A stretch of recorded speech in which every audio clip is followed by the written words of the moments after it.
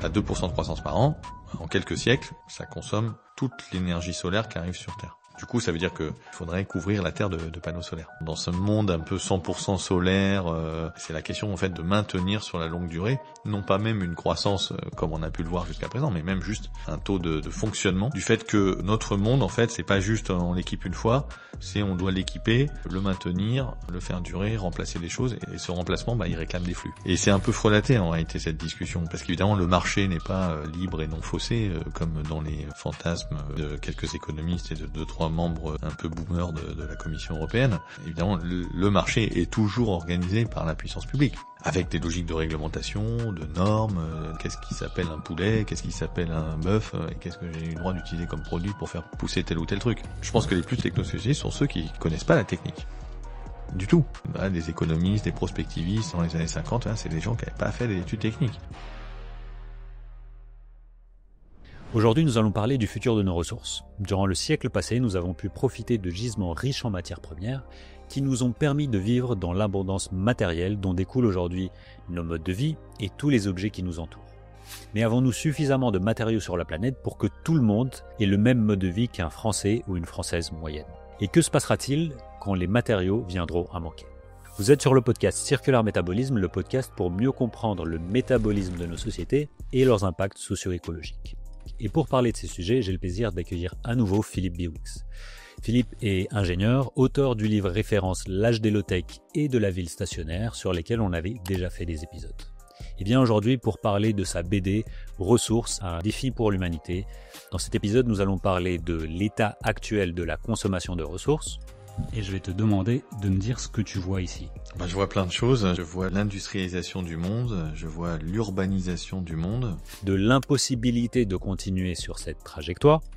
Juste essayer de montrer un peu cette insoutenabilité et qu'en fait on règle pas le truc avec de l'efficacité, on règle pas le truc avec de l'innovation technologique. De la discorde idéologique entre technosolutionnisme et sobriété. C'est ça qui est un peu malheureux, c'est que d'un point de vue purement technique, finalement, les solutions, il y en a plein. On les a déjà. Pas la peine d'aller chercher l'intelligence artificielle pour optimiser je sais pas quoi. La sobriété est quand même diablement plus efficace et finalement probablement diablement plus facile à mettre en œuvre. Et des arbitrages à faire face à des potentielles pénuries à venir. Parce que si effectivement c'est aux gens qui habitent à 40 bornes de leur boulot qu'embauchent à 5h du mat dans un entrepôt logistique qu'on dit je te taxe plus le diesel et tu n'auras pas le droit d'aller à plus 60 km/h parce que c'est quand même mieux pour la sécurité. Puis pendant ce temps-là, les autres ils sont encore en train de se balader en jet privé. Mais des moyens techniques de transition juste, on en aurait plein quoi. Voilà. Bon épisode, abonnez-vous. Bonjour Philippe. Bienvenue au podcast. Bonjour Aristide, merci pour cette nouvelle invitation. Aujourd'hui, c'est un peu différent que les autres fois parce que tu converges un peu les deux passions en même temps que j'ai, Okay. qui vont être les BD d'un côté et de l'autre de parler de ressources et des enjeux métaboliques. Donc c'est génial. C'est cadeau. Merci. Je voulais qu'on commence, comme je te disais, un peu en amont, par la porte métabolique, c'est-à-dire de regarder un peu ce qu'on consomme aujourd'hui en tant que monde, en tant que planète, et puis comprendre ce que ça veut dire, un peu les dynamiques, mais aussi et qu'est-ce qu'on consomme, combien on consomme, etc. Ça se trouve en annexe du livre. Absolument. Je vais te ressortir le même graphique, mais depuis 1900 jusqu'à plus ou moins aujourd'hui. Et je vais te demander de me dire ce que tu vois ici. Je vois plein de choses. Je vois l'industrialisation du monde, je vois l'urbanisation du monde. Ça, c'est la partie grise en particulier, tout ce qui est donc minéraux non métalliques. Derrière ça, il y a des minéraux industriels, mais il y a aussi et surtout des granulats, du sable, du calcaire, de l'argile pour faire du béton. Et puis voilà un certain nombre d'autres minéraux industriels pas très connus mais qui servent à faire plein de trucs, des réfractaires pour des fours dans l'industrie, des additifs dans le papier, même dans les BD qui permettent de faire du papier glacé, voilà, des choses comme le talc, la calcite, enfin plein de choses comme ça. Je vois évidemment la grande progression des énergies fossiles, ça se voit un peu mais pas à l'échelle réelle de son déploiement, et puis évidemment des métaux. Alors en fait, on compte, c'est de l'ordre de 11 milliards de tonnes aujourd'hui. En fait, dans ces 11 milliards de tonnes, c'est pas 11 milliards de tonnes de métaux pour le coup, mais on a décidé de compter vraiment l'ensemble de l'extraction de minerais. Et puis il y a une partie va être des résidus miniers, l'autre partie ça va être vraiment la consommation métallique.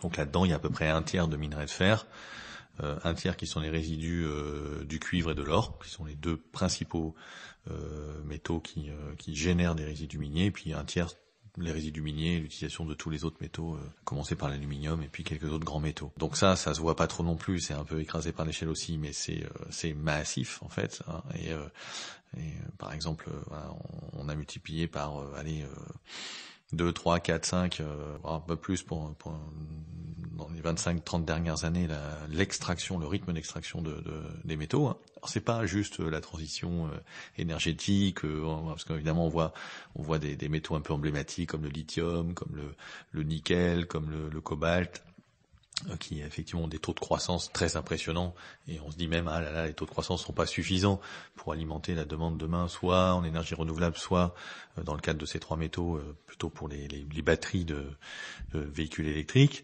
En réalité, quand on regarde le nickel, voilà, ça a triplé là en 25 ans. Et en fait, là, c'est pas le sulfate de nickel des batteries qui a fait exploser le truc, c'est l'acier inox. Hein. Donc l'acier inox, voilà, ça sert à faire des équipements pour des laiteries. Donc ça peut être l'industrialisation de l'agriculture, ça peut être des équipements pour l'industrie chimique. Donc c'est l'industrialisation tout court. Et puis ça peut être évidemment de la serrurerie, enfin des choses qu'on va utiliser dans le domaine de la construction, des infrastructures. Donc moi je vois cette grande accélération, hein, bien sûr, parce qu'on on voit ce point d'articulation à la sortie de la Seconde Guerre mondiale. Et puis après il reste la biomasse. Alors, la biomasse là-dedans, c'est en gros de mémoire un tiers de production agricole, un tiers de produits forestiers, et puis tout ce qui est pâturage, hein, ça compte aussi d'un point de vue métabolique, ce qui va se transformer en viande, issu des pâtures. Donc là ça augmente moins vite, bien sûr. On va dire là ça augmente vraiment plus proportionnellement, on pourrait dire, je pense à l'extension agricole. À la population plus ou moins, et donc du coup d'une certaine manière à la population. Ouais. Donc pour rappel ici, donc au début du XXe siècle, on était autour de 7 à 8 milliards de tonnes extraits. Aujourd'hui, on a dépassé les 100 milliards de tonnes. Donc 106,6 milliards, c'est très très précis, ce qui paraît un petit peu étonnant. Il doit y avoir une marge d'incertitude, mais bon, on va dire effectivement de l'ordre de plus de 100 milliards, c'est sûr. Ça veut dire quoi? Ça veut dire 13 tonnes par terrien. Si on remontait dans les années 70, on était plutôt à 8 tonnes par terrien. Donc voilà, il y a encore une fois un effet double, donc de l'augmentation de la population et de la consommation par personne. Évidemment, ces 13 tonnes, elles sont très inégalement réparties. Elles sont inégalement réparties entre les pays riches ou des pays en voie d'industrialisation ou des pays pauvres. Inégalement réparties au sein des pays en fonction de son profil de consommation, si on a évidemment plus ou moins de capacité de financement, je dirais. Et puis en fait, en réalité, tout ça est évidemment moyenné, parce que si on prend pas un peu, je sais pas, la partie de tout ce qui va être granulats, minéraux utilisés dans la construction, si vous faites construire votre maison, j'en sais rien, ou que vous achetez dans un immeuble neuf, vous aurez contribué à, je sais pas, à vos 80 à 150 tonnes de consommation de matériaux, mais évidemment vous n'êtes pas tellement plus coupable que quelqu'un qui a racheté une maison ou un appartement qui était déjà construit. On peut hériter la masse de quelqu'un d'autre. Quoi. Voilà, exactement. Et donc c'est évidemment la moyenne, mais ce que ça montre surtout, c'est que si on descend un peu plus bas, vraiment en allant sur chacun des pays, en fait, il n'y a pas vraiment de dématérialisation, quoi. Ça se calme pas vraiment dans les pays du Nord. On pourrait se dire, c'est ce qu'on avait raconté dans la vie stationnaire, cette idée qu'on a un patrimoine bâti immense avec un usage qui est pas forcément très intensif, hein, parce qu'il y a de la sous-occupation, parce que il y a des mètres carrés disponibles qu'on va pas forcément très bien utiliser. C'est pas vrai seulement pour les logements, c'est vrai pour les bureaux, c'est vrai pour des centres commerciaux, c'est vrai pour des bâtiments fonctionnels, des bâtiments, j'en sais rien, des trucs sportifs, etc. Et donc voilà, finalement cette consommation de matériaux, elle reste très importante aussi au nord, dans les pays déjà développés. Même si on joue sur le patrimoine parfois séculaire qu'on peut avoir, on continue à construire et à consommer. Et donc il y a vraiment pas de dématérialisation. Et puis si on prend vraiment des métaux plus précis, là, en fait, on voit aussi que la dématérialisation, au-delà d'un peu de l'image d'épinal qu'on pourrait avoir de dire le smartphone c'est quand même génial, hein, parce que ça a remplacé le Walkman de nos ancêtres, j'en sais rien, l'iPod, le radio réveil, la lampe de poche, que sais-je, l'appareil photo, blablabla, on peut rajouter tout ça. En réalité, oui, d'accord, c'est super efficace, c'est tout petit, c'est bien, mais derrière le smartphone, évidemment, ça convoque un monde complet qui commence avec les stations de base, les antennes du réseau d'accès radio qui permet de récupérer le signal et transporter les données, et puis ensuite, derrière ça, des routeurs, des centres d'opération, et ça va aller jusqu'au câble transocéanique, un peu de satellites, mais les satellites, en fait, derrière un peu Musk, Bezos et quelques autres qui jouent un peu les matamors avec leur pour nous polluer le ciel nocturne avec leur galaxie de microsatellites. Bon, c'est l'essentiel du trafic internet, il est plutôt dans des câbles aujourd'hui, donc un fibre optique soit terrestre, soit océanique. Et donc voilà, donc du coup cette matérialité là en fait quand on vient faire le calcul, là on n'arrive pas à dématérialiser en fait, en réalité, on a même plutôt un léger surcouplage, donc le découplage, c'est cette idée qui a été plutôt, plus que cette idée, cette réalité relative. Dans le cas de l'énergie et du CO2, des émissions de CO2, on constate un certain découplage qui rend optimiste, on pourrait dire les économistes et les plus technosolutionnistes d'entre nous. Donc l'idée que oui, on arrive à décarboner l'économie, c'est-à-dire qu'on continue à faire de la croissance du PIB, mais on arrive à le faire avec une consommation d'énergie qui monte pas aussi vite que le PIB, et puis le CO2, lui, il monte encore moins vite par rapport à la consommation d'énergie. Donc on parle de découplage relatif dans ce cas-là. Une courbe monte un peu plus vite que l'autre. Et puis le découplage absolu, c'est ce qu'il faut faire, c'est-à-dire ce que les économistes voudraient bien qu'on fasse, c'est-à-dire on continue à faire de la croissance. Et puis par contre, on a vraiment une baisse des émissions de CO2 durable et à l'échelle évidemment mondiale. Donc pour l'instant, ce qui est démontré, c'est la capacité à faire du découplage relatif.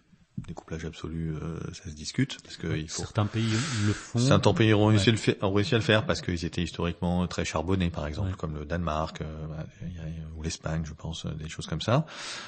Après, il faut faire attention au bilan des imports et exports, puisque on a dans les émissions de CO2, il faut aussi compter plutôt c'est la même chose dans les ressources d'ailleurs. On peut importer des minerais quelque part à travers la consommation ou exporter des minerais. Bon, donc on arrive quand même à faire ce découplage à minima relatif, peut-être absolu à petites échelles, à l'échelle de la planète pour l'instant, c'est évidemment pas le cas. Et par contre dans les métaux, là on n'est pas du tout en découplage relatif, on n'est pas en couplage non plus, d'ailleurs on est en surcouplage. C'est-à-dire qu'il y a des métaux qui suivent à peu près le PIB, c'est le cas du cuivre par exemple. Donc là vraiment le cuivre c'est un indicateur de quelque part de l'industrialisation, de l'urbanisation du monde en gros. Dès que vous construisez un truc, une route, une infrastructure, une machine, une voiture, il y a forcément quelques câbles électriques dedans. Donc ça suit assez bien le PIB. Mais il y a des métaux pour le coup qui vont augmenter plus vite, le taux d'extraction va augmenter plus vite que le PIB. C'est vraiment bien démontré et clair. Et c'est là qu'on a un challenge parce qu'effectivement, là où on pensait finalement soulager un peu la planète, c'est un peu le contraire parce que du coup, extraction supplémentaire, ça veut dire impact sur le vivant, sur la biodiversité. Est-ce que je fais ça au milieu d'un désert où j'ai besoin d'eau pour traiter le minerai et je manque déjà d'eau? Est-ce que je fais ça demain au fond des océans à racler les nodules polymétalliques ou les encroûtements sur les dorsales océaniques, ou est-ce que je fais ça à la place d'une forêt tropicale, comme c'est le cas par exemple sur les mines de nickel aujourd'hui en Indonésie. Tu nous as fait une radio, un scan de notre métabolisme, si on veut, global. Dans ce siècle-ci, on a eu la multiplication de l'extraction des matériaux de construction de x50, les métaux, je pense, c'est 23 ou 27, quelque chose comme ça. L'énergie, c'est 15, et puis la biomasse, c'est 4 ou 4.5, alors que la population, c'est 4.5. Donc, voilà un peu pour donner des ordres de grandeur. Là-dedans, il y a un deuxième concept sous-jacent que tu en as parlé, c'est l'urbanisation, l'industrialisation. En gros, ça veut dire quoi? C'est on extrait et on va stocker certains de ces matériaux quelque part en dur, les bâtiments dans lesquels on se trouve, les routes, les infrastructures, les barrages, etc., etc. Ouais. J'aimerais te donner un deuxième graphique, cette fois-ci des stocks. Est-ce que tu peux expliquer ce que sont les stocks et quel est le rapport entre un flux et un stock? Comment ils travaillent ensemble? Donc c'est la même période de référence. Cette fois-ci, c'est les stocks. Aujourd'hui, on dit qu'on pèse environ 1000 milliards de tonnes, donc 10 fois plus que combien on extrait. C'est comme si chacun et chacune pèse 130 tonnes. Ils ont un sac à dos de 130 tonnes. Alors pour justement se fixer un peu les ordres de grandeur, justement 130 tonnes, Alors ça dépend un petit peu évidemment de l'épaisseur de vos murs, de la taille de la maison et je sais pas quoi, mais c'est de l'ordre de grandeur d'un logement justement. Donc on pourrait se dire en équivalent, comme si on possédait tous une maison de taille moyenne, quoi. Bon voilà, on pourrait faire le calcul, ça dépend un peu des fondations, tout ça, mais voilà, grosso modo c'est une maison en dur en tout cas. Une maison en dur, voilà, pas la maison des 3 petits cochons en taille, parce que sinon elle pèserait moins, mais voilà, une maison en aglo, en briques, voilà. Et c'est intéressant parce qu'on se dit bah tiens, c'est marrant, pourquoi on n'est pas à 1 par maison. Donc c'est parce que on a d'autres infrastructures évidemment mutualisées.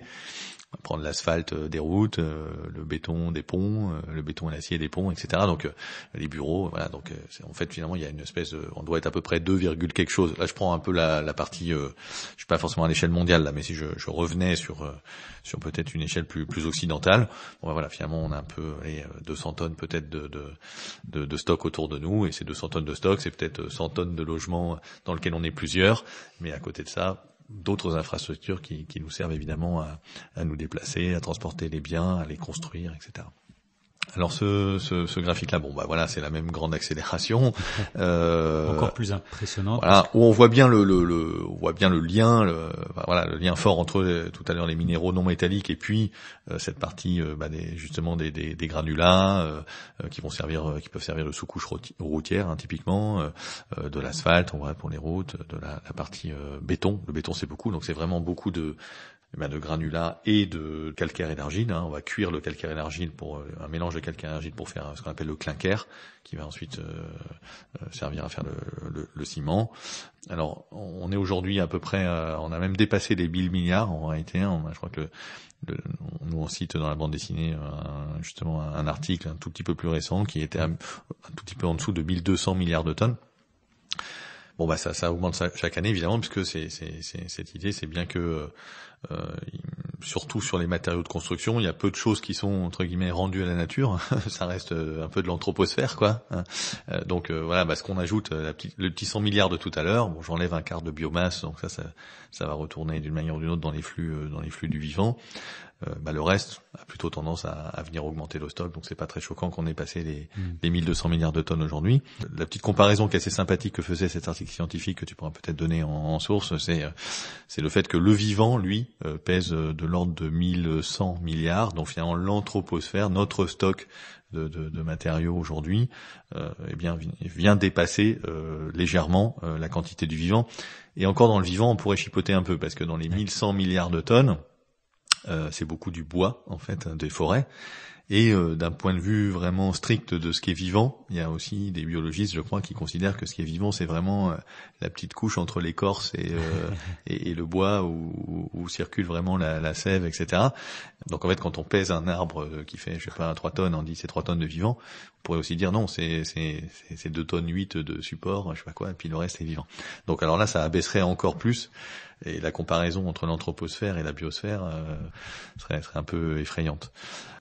On peut prendre un exemple qui est assez emblématique avec le plastique, on en parle aussi. Il y avait eu aussi un bel article qui a montré que depuis 1950, donc avant on commence à travailler la logique de polymérisation, mais d'un point de vue industriel, ça démarre vraiment en 1950. C'est 1 million de tonnes en 1950, la production mondiale de plastique, tout plastique confondu, hein, évidemment, polyéthylène, polypropylène, PVC, etc. Et puis aujourd'hui, je crois qu'on a passé 400 millions de tonnes, je sais plus exactement, par an.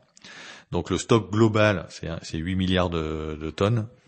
L'ensemble, la somme des flux de ce qui a été produit, c'est 8 milliards de tonnes. Voilà. Et dans ces 8 milliards de tonnes, il y en a une partie qui est restée en stock. Alors c'est quoi ? C'est les profilés PVC des fenêtres, des tuyaux d'évacuation qui sont aussi en PVC. Il y a plein de choses différentes, donc tout ce qui nous entoure. Et puis il y a une partie qui a été recyclée. C'est pas grand chose. L'article disait que c'était de l'ordre de 7-8% de mémoire.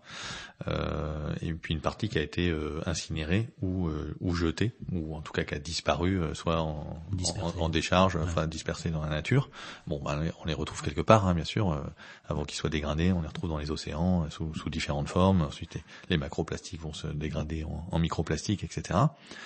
Mais donc voilà, il y a cette idée que on a toujours en fait, on a des flux effectivement d'extraction d'extraction, de transformation, de production d'objets.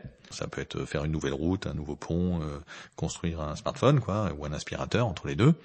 Et puis, eh bien, on a des choses qui vont partir en décharge, ou bien être dispersées. Il y a des usages dispersifs dissipatifs. Ça, c'est un vieux truc depuis l'âge des low-tech que je raconte toujours. Voilà.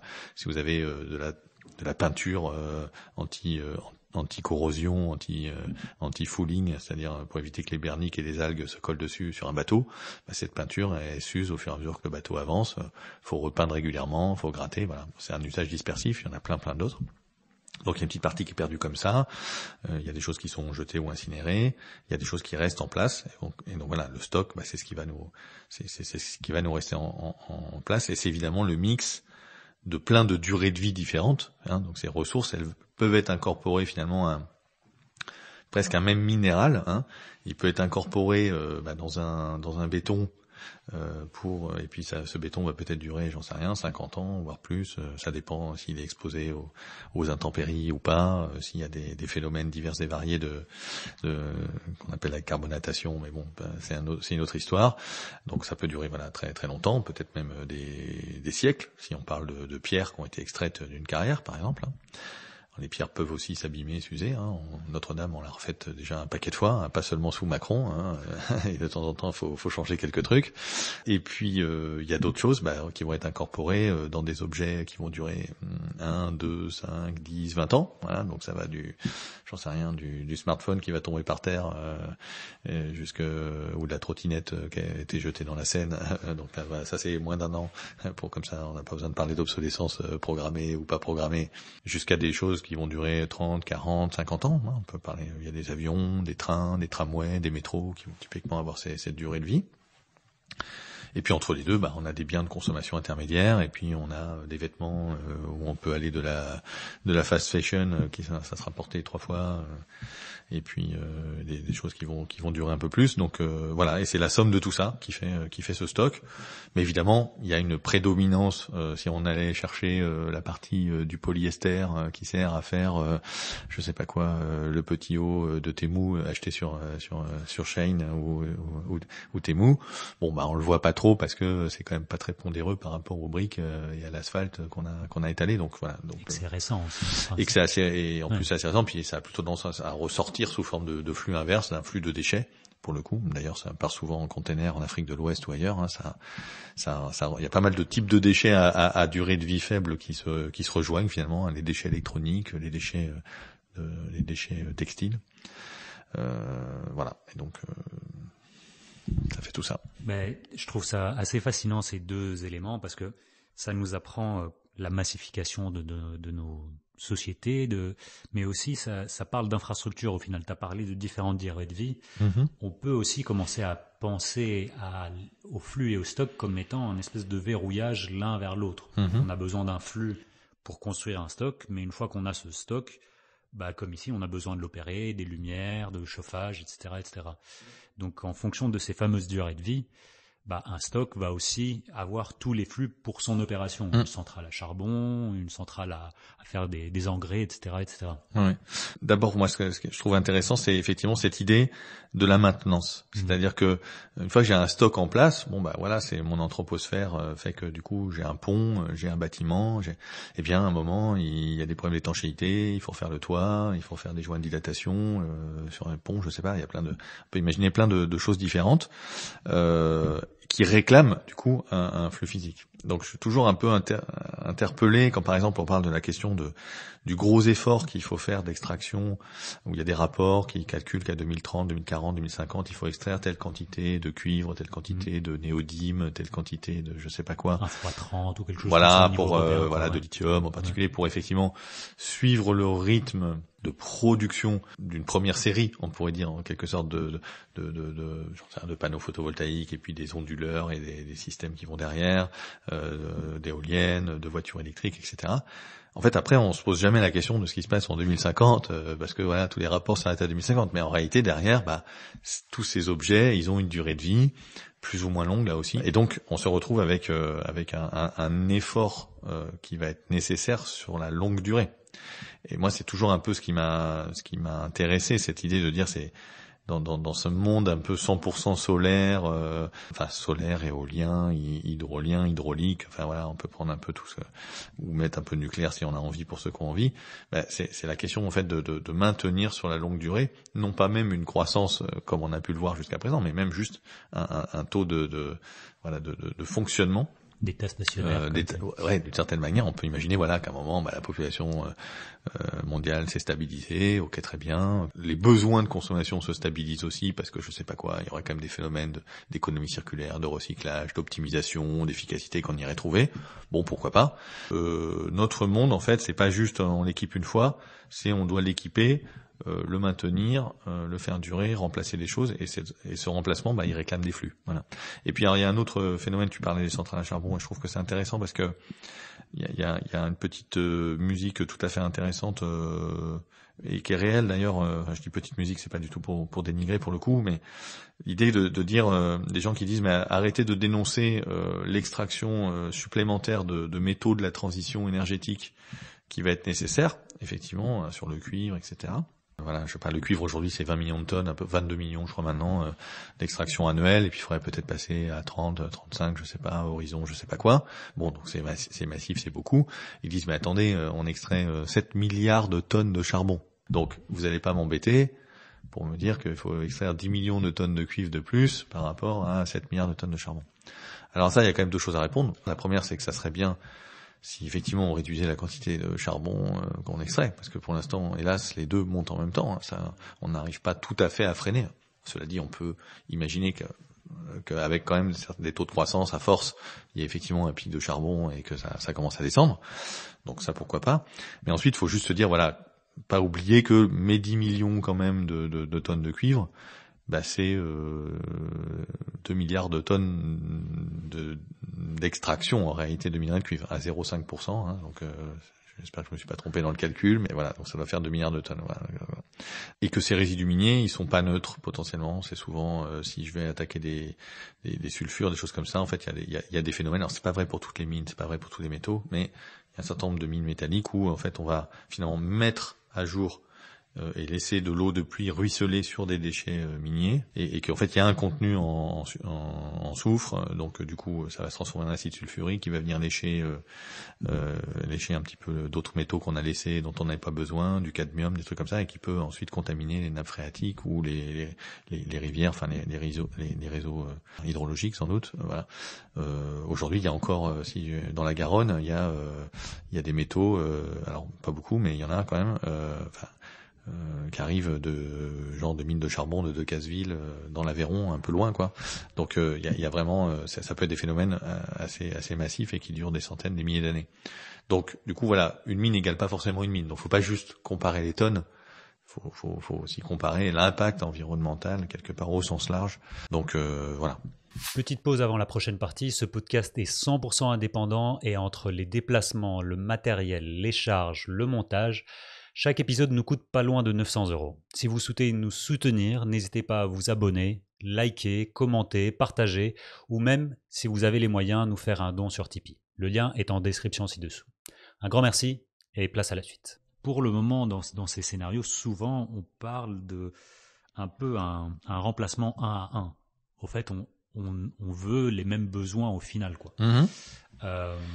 Alors que les besoins ne sont jamais vraiment questionnés. Si on prend une infrastructure, normalement, au lieu de la dimensionner, on devrait se dire quels sont les besoins, qui décide de ces besoins, et sur base de ça, on va faire une infrastructure bien dimensionnée, etc., etc. Donc aujourd'hui, on change une infrastructure par une autre infrastructure, sans se dire est-ce que les besoins sont toujours les mêmes, est-ce qu'ils devraient bouger, qui décide pour ça, etc., etc. Donc, comment on articulerait quelque chose qui est plutôt de l'ordre matériel vers quelque chose qui est plutôt démocratique, social, etc. Pour l'instant, en tout cas, on n'a pas ces solutions d'intermédiation, quoi. C'est clair. Pour l'instant, il suffit que le produit s'achète pour qu'il se vende, quoi. Enfin, en gros, pour qu'il soit fabriqué, quoi. Il y a d'ailleurs, il y a même une loi sur l'innovation, qui est une loi d'un monsieur qui s'appelle Denis Gabor, qui est prix Nobel de physique au début des années 70 pour l'invention de l'holographie, je crois. Donc, mec très sérieux, voilà, qui a vraiment été loin en disant tout ce qui peut être fabriqué le sera, quoi. En gros, hein, everything that can be made will be made. En mode un peu, voilà, même les choses les plus stupides, quoi, quelque part, sans questionnement. Et bon, ça rejoint aussi hein, les questions de relation à la technique d'un penseur comme Jacques Ellul, avec cette idée qu'en fait on a toujours à la fois des bons usages et des mésusages, quoi, en face de chaque évolution technologique, quoi. Finalement, voilà, j'ai à la fois le Wikipédia et puis le métavers ou le harcèlement en ligne ou je sais pas quoi. Enfin, voilà. Et que c'est difficile en fait de distinguer ça. Ce qui est effectivement un peu gênant, moi je trouve, dans la transition énergétique ou voilà, ou environnementale telle qu'on nous la propose aujourd'hui, quoi, le schéma. Alors il y a plein de discussions sur comment il faut financer, pas financer, aider les pays du Nord, du Sud. Tout finit toujours avec des dollars évidemment ou des euros. C'est plus facile dans les annonces aussi, mais effectivement de se dire aujourd'hui, on va ouvrir très probablement une mine de lithium, par exemple, en France, avec un stock intéressant, avec un argument de dire, c'est quand même mieux de faire ça en France que de faire ça en Chine ou en Australie, je sais pas, parce qu'il y aura un niveau environnemental meilleur. Bon, alors, mais malheureusement, derrière, effectivement, personne se demande, ou n'a envie de se demander, ou en tout cas, c'est pas de la responsabilité des gens qui portent directement le dossier d'ouverture de la mine, c'est de se dire il va servir à quoi ce lithium? Est-ce qu'il va servir à faire des batteries électriques pour 200 vélos électriques? Est-ce qu'il va servir pour des ambulances et des camions de pompiers de demain? Ou est-ce qu'il va servir pour des SUV qui font 2 tonnes ou 2 tonnes et demie, et pour être sûr que j'ai besoin de recharger qu'une seule fois quand je pars en vacances à 1000 km, quoi. Et donc cette question et donc effectivement c'est ça qui est un peu malheureux, c'est que d'un point de vue purement technique, finalement les solutions il y en a plein, on les a déjà. C'est pas la peine d'aller chercher l'intelligence artificielle pour optimiser je sais pas quoi. Ok, ponctuellement ici et là un petit programme qui fera, je sais pas, qui aidera à piloter la demande de tel ou tel truc, ça peut être intéressant, mais globalement on sait que voilà, abattre le poids, la puissance des véhicules, c'est un moyen extrêmement efficace, évidemment, de gagner en énergie. Réinvestir des endroits qui sont vacants et réfléchir un peu l'aménagement du territoire, c'est un peu plus compliqué évidemment que d'installer des panneaux solaires, mais c'est efficace d'un point de vue ressources parce que j'ai déjà des trucs construits que je peux réhabiliter et pas des trucs neufs que je vais mettre de l'autre côté sur des terres agricoles ou des zones humides, etc., etc. Donc en fait, des solutions de sobriété un peu systémiques, on les a, mais aujourd'hui il n'y a pas effectivement de portage, il n'y a pas de discussion autour de ça. C'est le marché qui fait foi, voilà, et donc si des gens ont les moyens et ont envie de se payer des grosses voitures, ils se les paieront. Et c'est un peu frelaté en réalité cette discussion parce qu'évidemment le marché n'est pas libre et non faussé comme dans les fantasmes peut-être autoconstruits de quelques économistes et de 2-3 membres un peu boomers de la Commission européenne. Évidemment le marché est toujours organisé par la puissance publique à différentes échelles. Ça peut être l'Europe, ça peut être le monde, ça peut être plus local, avec des logiques de réglementation, de normes. D'ailleurs, on voit bien que les enjeux souvent maintenant sont pas des enjeux de tarifs douaniers, sont des enjeux normatifs. Est-ce que je fais l'accord Europe-Mercosur et qu'est-ce qui s'appelle un poulet, qu'est-ce qui s'appelle un bœuf et qu'est-ce que j'ai eu le droit d'utiliser comme produit pour faire pousser tel ou tel truc. Et d'ailleurs, même au sein de l'Europe même, on a déjà ça, entre les cerises françaises et les cerises espagnoles. Les deux s'appellent des cerises, pourtant a priori c'est pas tout à fait les mêmes cerises. Ils ont eu à peu près le même soleil, un peu plus dans le sud, mais bon, c'est bon, on a du soleil aussi en France, mais les produits utilisés n'ont pas forcément été les mêmes. Et ça va créer des écarts de compétitivité, etc. Donc, on a vraiment des questions de marché. Et je pense que il y aurait un espace de réflexion à avoir sur effectivement les conditions du marché. Peut-être que l'Europe pourrait devenir le champion de la petite voiture industrielle, avant de se dire qu'on s'en passe de plus en plus, mais que on a connu un monde avec des voitures plus petites, c'était pas un monde particulièrement liberticide, les 4L et les 2 chevaux des années 60, c'était très bien pour ceux qui les ont pratiqués. Moi j'y étais pas, mais il paraît. Et voilà, donc il y a eu de l'inflation liée à des aspects évidemment de sécurité, à des aspects mais pas que, quoi. Voilà, il y a aussi beaucoup de marketing, il y a aussi beaucoup de choses autour de ça. La sécurité, on peut la régler d'une autre manière avec la question de la vitesse. Alors ça ouvre évidemment de terribles questions d'injustice sociale, de terribles questions d'exemplarité des élites. Parce que si effectivement c'est aux gens qui habitent à 40 bornes de leur boulot qu'embauchent à 5 heures du mat dans un entrepôt logistique et que de toute façon il n'y a pas d'autre moyen pour y aller, qu'on dit je te taxe plus le diesel, puis en plus il faudra que non finalement on va te filer une toute petite voiturette électrique et tu n'auras pas le droit d'aller à plus 60 km/h parce que c'est quand même mieux pour la sécurité. Bah, évidemment ces personnes-là, et puis pendant ce temps-là les autres ils sont encore en train de se balader en jet privé, ça pose quand même un peu des sujets, quoi. Voilà. Mais faire des moyens techniques de transition juste, on en aurait plein, quoi. Voilà. On prend un exemple dans la BD qui est volontairement très high-tech, hein, qui est la question des réseaux de télécom. Ben, voilà, on a organisé la concurrence entre réseaux télécom avec chacun qui a son réseau d'accès. Donc réseau d'accès, ça veut dire des antennes et puis de l'énergie, donc des ressources pour fabriquer les antennes évidemment, et puis de l'énergie pour évidemment émettre les signaux qui vont permettre de récupérer l'information, d'échanger l'information avec les téléphones. On pourrait mutualiser ces réseaux en fait dans tous les autres domaines, dans toutes les autres industries de réseau à part le réseau numérique.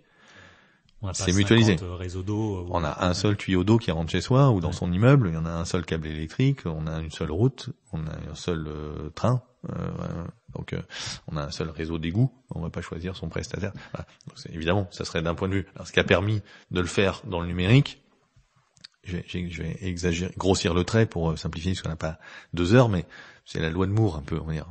Voilà. C'est que les gains d'efficacité, donc les gains économiques sont tellement phénoménaux dans le domaine du numérique qu'on a pu se permettre un truc qu'on n'aurait pas pu se permettre à l'époque du câblage téléphonique cuivre.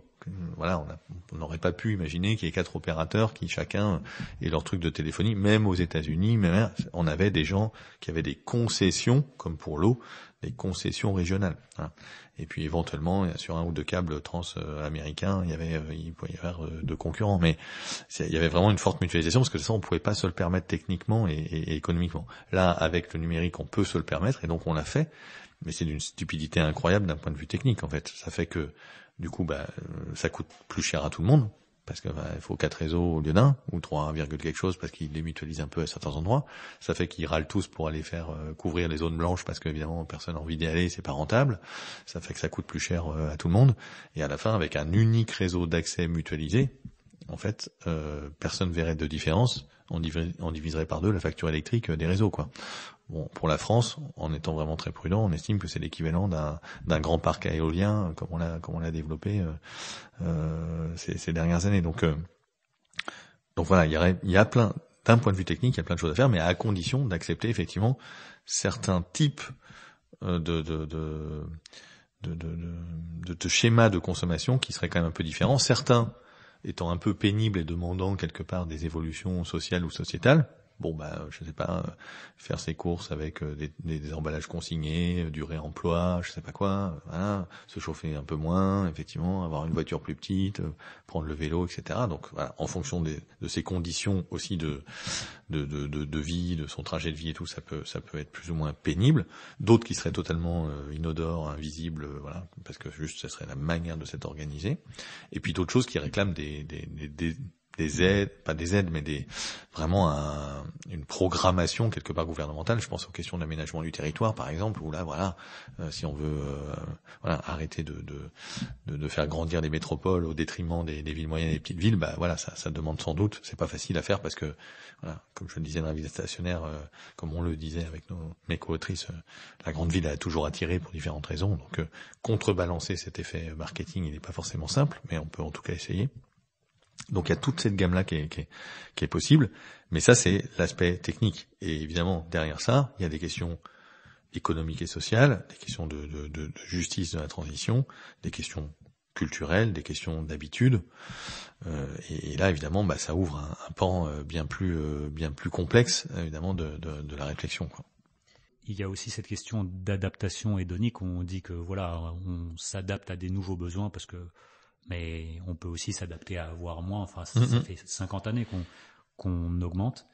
Donc là, ce que j'aimerais juste prendre un tout petit peu de temps, c'est expliquer, on manque un peu d'ordre de grandeur, parce que là, on dit on doit faire de la sobriété.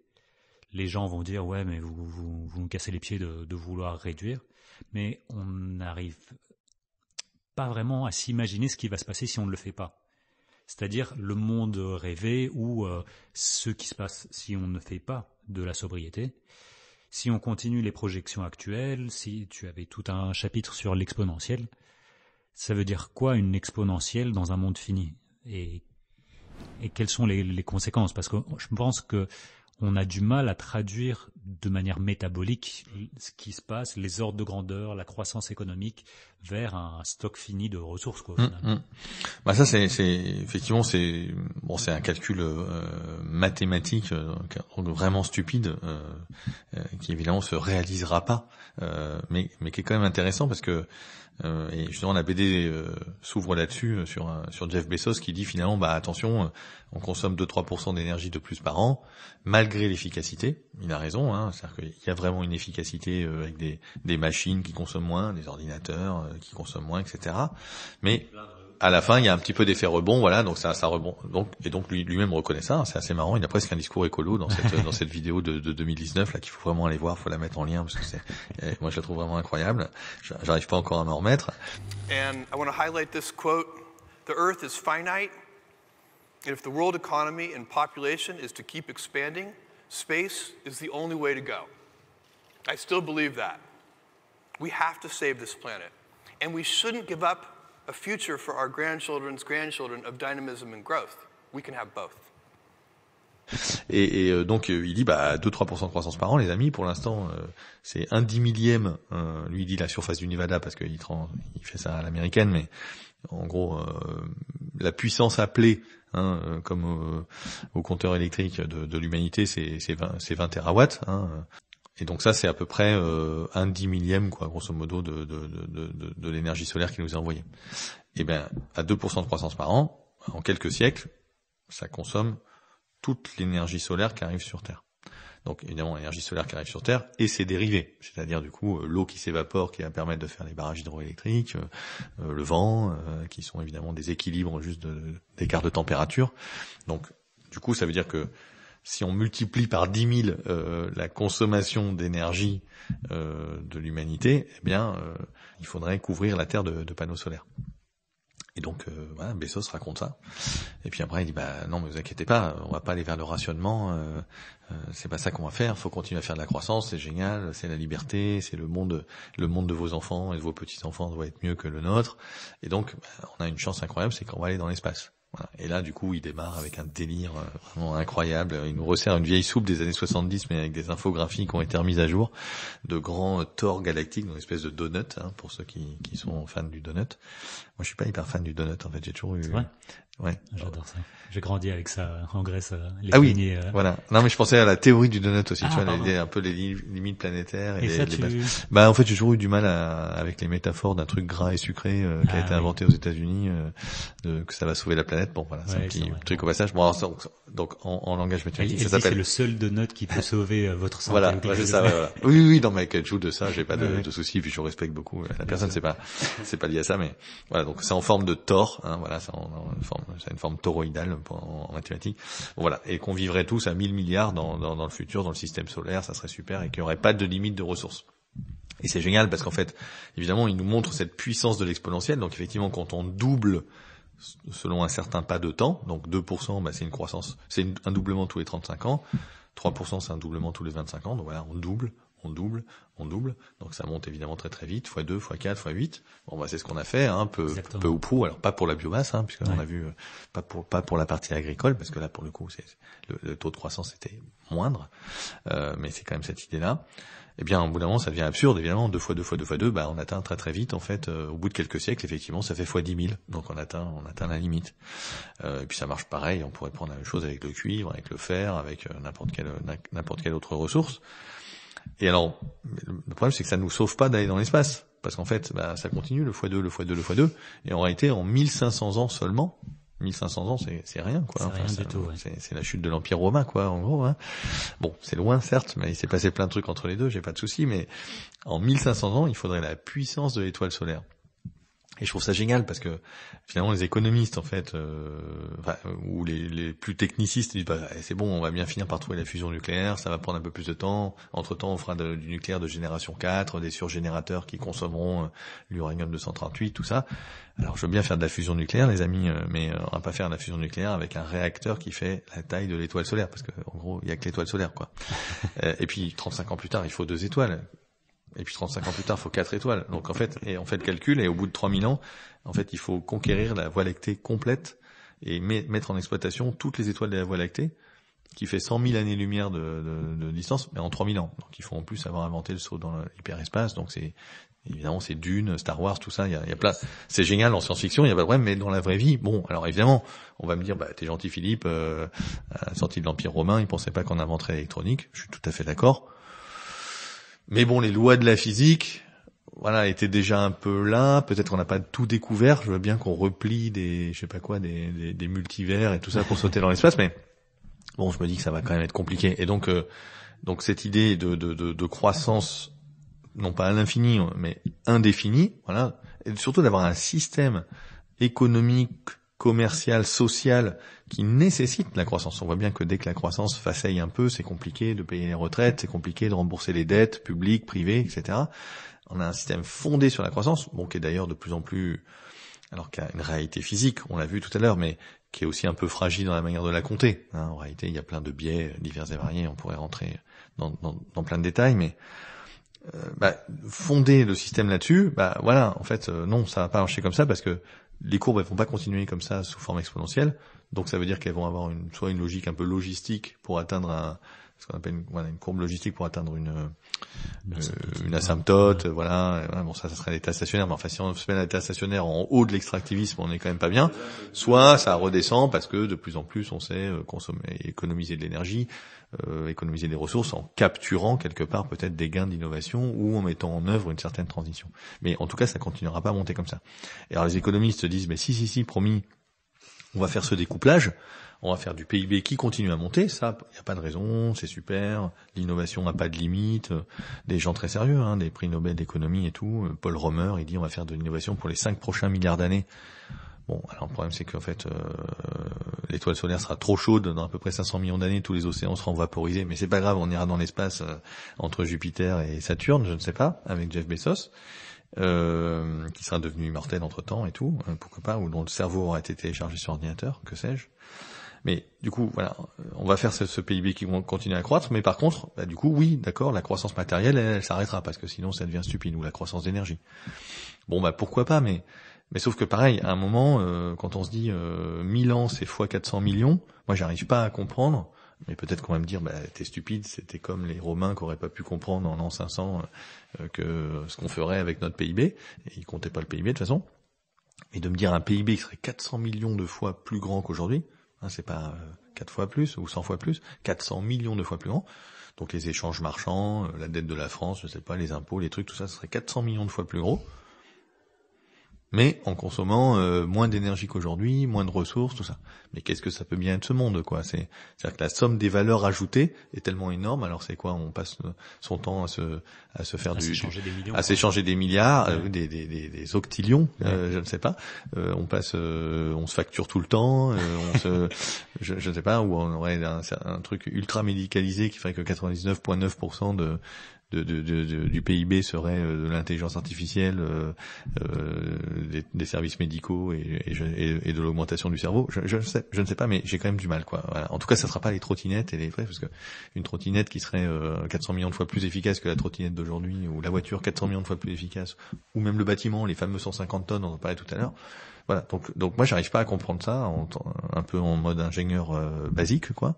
Et voilà. Et donc c'est un peu cette idée de dire, tiens, c'est peut-être plus probable, mais enfin, on ne veut pas se transformer non plus en Nostradamus, hein, tout va bien, et puis de toute façon on ne sera pas là pour le voir, mais juste essayer de montrer un peu cette insoutenabilité de la courbe de croissance, Et qu'en fait on règle pas le truc avec de l'efficacité, on règle pas le truc avec de l'innovation technologique parce qu'on n'arrive pas à capturer les gains d'efficacité, et que finalement voilà, on a peut-être pas d'autre choix à un moment. Alors on n'est pas obligé de déclencher ça maintenant évidemment, mais la sobriété, qui est pas le retour au pot de bête et tout, hein, évidemment on peut discuter, est quand même diablement plus efficace et finalement probablement diablement plus facile à mettre en œuvre.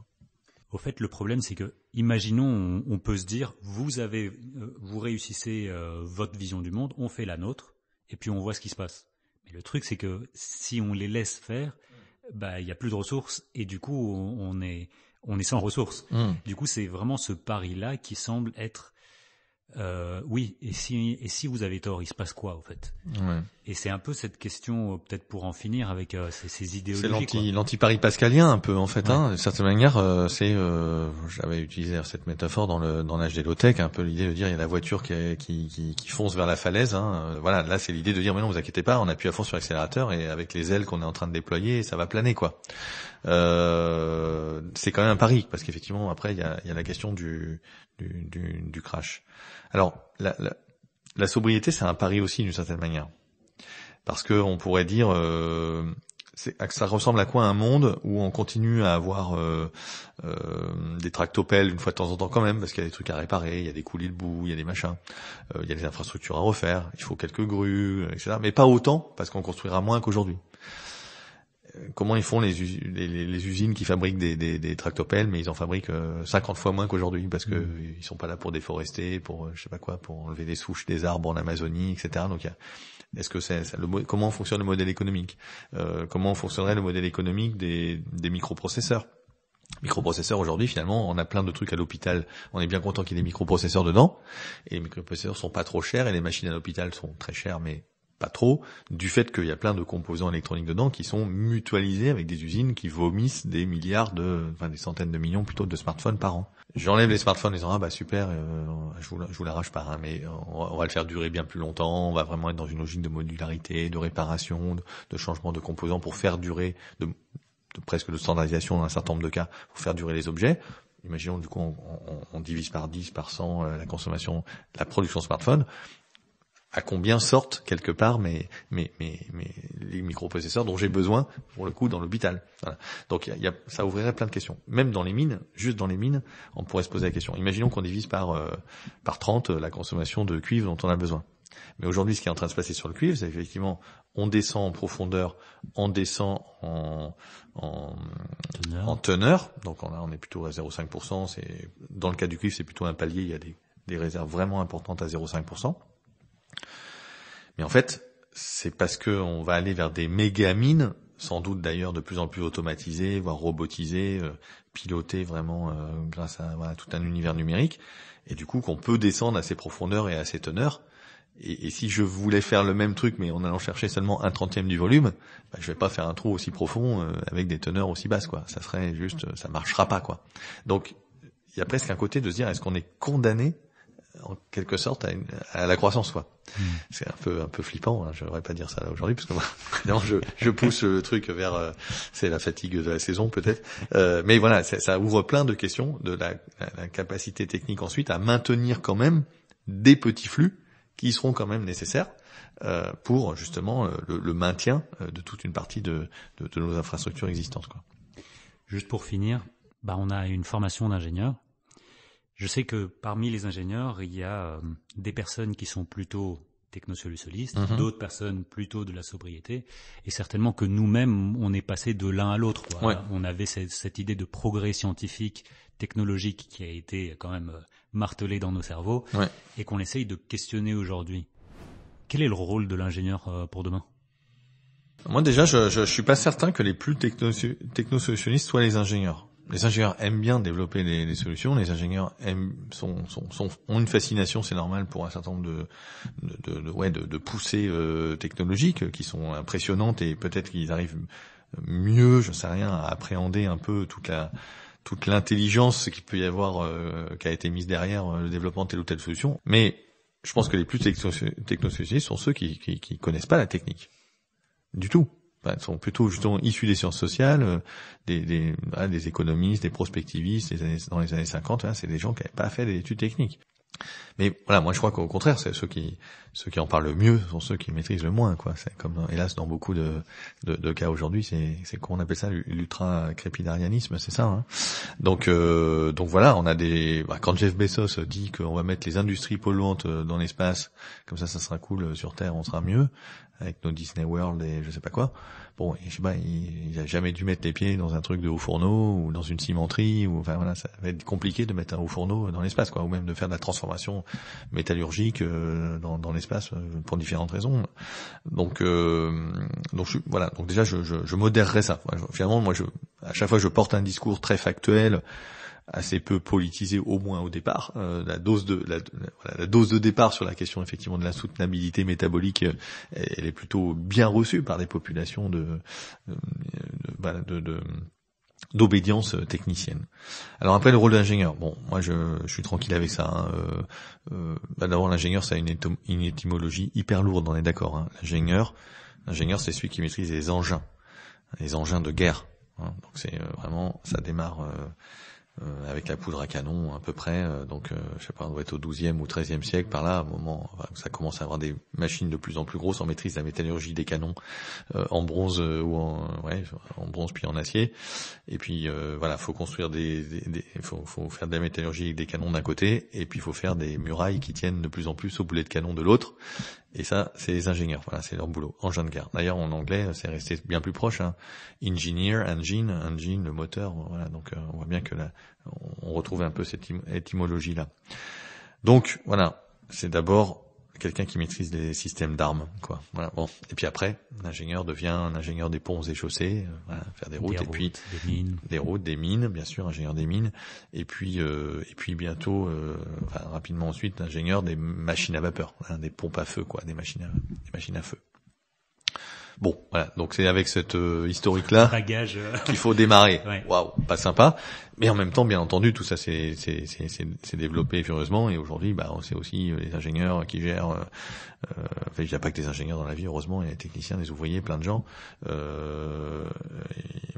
Et puis plein d'autres métiers, mais voilà, sur la question du traitement de l'eau, de l'assainissement, d'infrastructures nécessaires, de machines à l'hôpital, et les ingénieurs, on va en avoir besoin plein pour gérer l'anthropocène aussi, hein, parce que évidemment la pollution est généralisée. On n'arrivera pas forcément à réparer, comme le pensent les technosolutionnistes, qui nous expliquent déjà qu'avec l'IA, on est en train de mapper les microplastiques dans les océans, et puis qu'on va faire je sais pas quoi, des bactéries dépolluantes des sols grâce au génie génétique, et puis voilà. Bon, j'ai du mal à croire à ça. Je pense que c'est plus facile, encore une fois, de traiter à la source. La gestion du plastique, la première question, c'est un peu de couper le robinet, hein. D'ailleurs, c'est le titre d'un rapport récent du Programme des Nations Unies pour l'environnement aussi, hein, de l'ONU, qui s'appelle, je crois, couper le robinet, hein. Donc, mais quand même, il y a des questions, le changement climatique avec des coûts partis et l'adaptation, des infrastructures qu'il faudra maintenir, comme on va pas tous redevenir chasseurs-cueilleurs tout de suite, et qu'on est nombreux sur un territoire donné, il y a quand même des logiques d'assainissement, d'hygiène, etc. qu'il faut gérer.